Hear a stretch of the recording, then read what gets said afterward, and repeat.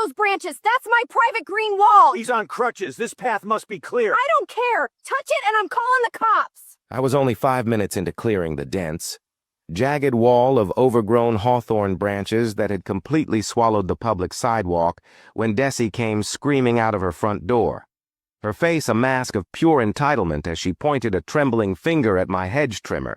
She stood directly in the way of the blade, her sleeveless black shirt and floral leggings a sharp contrast to the gray, dusty roadside, as she shrieked that those branches were her private property and that I was violating her home's aesthetic by even touching a single leaf.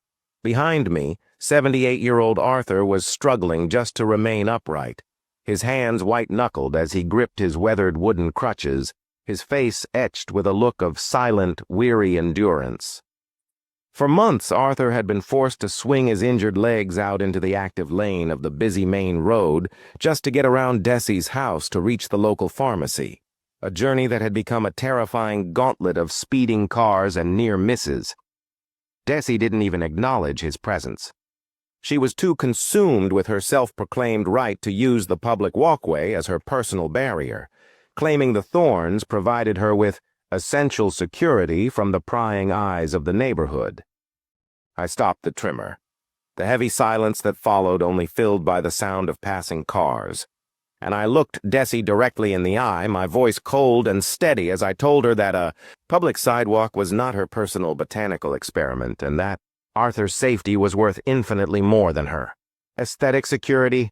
This absolute refusal to be intimidated sent her into a high-pitched frenzy, her voice cracking as she shrieked that she would call the police and sue me for property damage, criminal harassment, and anything else she could think of to stop the work. She was fully convinced that because she lived by police and sue me for property damage, criminal harassment, and anything else she could think of to stop the work. She was fully convinced that because she lived behind that fence, she held absolute power over the land in front of it, a calculated move to keep the street looking private, while her elderly neighbor lived in constant fear of being hit by a truck.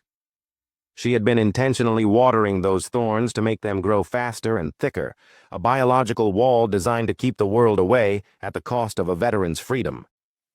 What Desi didn't realize was that I had already spent the morning at the city planning office, where I had obtained a formal removal order for a hazardous obstruction on a public right-of-way. I didn't argue with her frantic, selfish logic.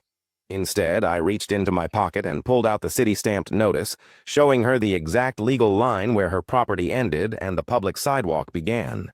I explained to her that by intentionally creating a hazard that forced a